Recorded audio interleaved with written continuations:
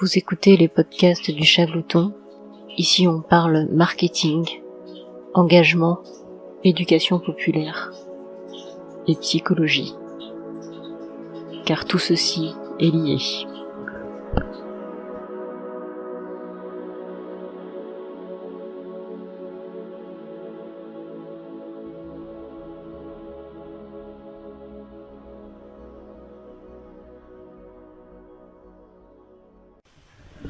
Aujourd'hui, on est dans un focus marketing et on va parler du branding. Alors, la définition académique du branding correspondrait à l'activité qui consiste à construire une marque, puis à gérer son image. L'objectif du branding, c'est de se positionner favorablement et de se distinguer des autres marques dans l'esprit du consommateur. C'est pas forcément de faire acheter le produit. Alors, comme l'explique parfaitement Danilo Duchesne, qui est un expert en marketing digital, le branding ne se limite pas à la réputation, à un logo, à une identité visuelle, à un compte Instagram ou à une chaîne YouTube. La meilleure définition selon lui, c'est celle du PDG d'Amazon, Jeff Bezos. Ce qui définit sa marque, c'est ce que les gens en disent quand on n'est pas dans la pièce. Et donc, qu'on ne peut ni entendre, ni savoir ce qu'ils en pensent réellement. Finalement, une marque peut aisément se résumer à la façon dont elle est perçue. Là où ça se corse, c'est que les perceptions varient d'un individu à l'autre. Donc c'est difficile d'avoir une image unique d'une marque. D'ailleurs, si on s'amuse à demander au hasard à des passants de résumer une marque à un mot, on pourrait avoir un panel large de connotations, positives ou négatives. Amazon pourrait se résumer à facilité, à rapidité, mais aussi à exploitation ou hyperconsommation. McDo, on pourrait le réduire à réconfort ou alors à junk food.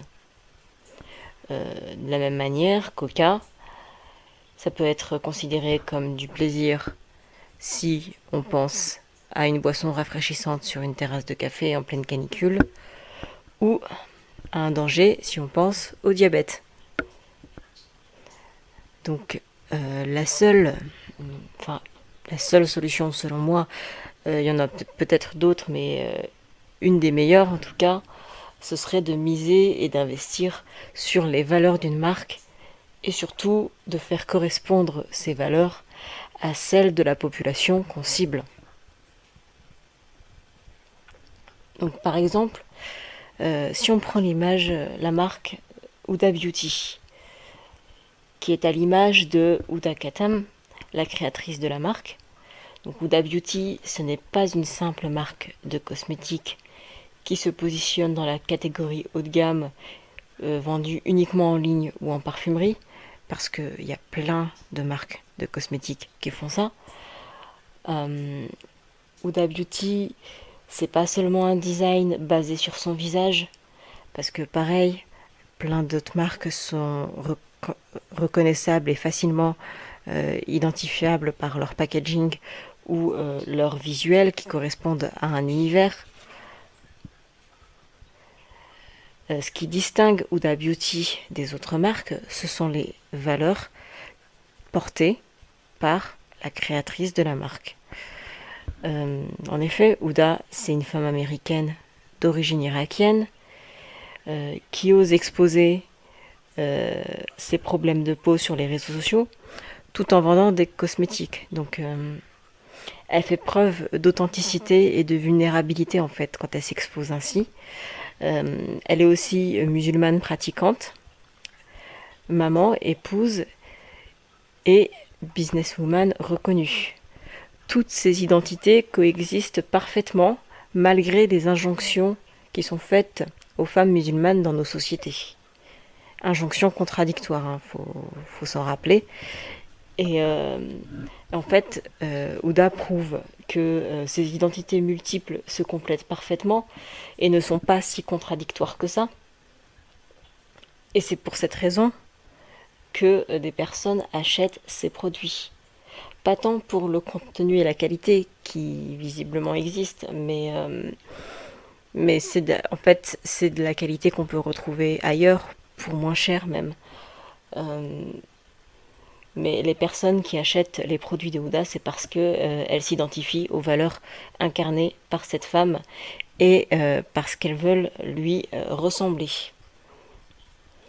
Donc finalement, se positionner selon des valeurs qu'on incarne peut rapporter gros en termes de pouvoir, d'influence, mais aussi en termes d'argent.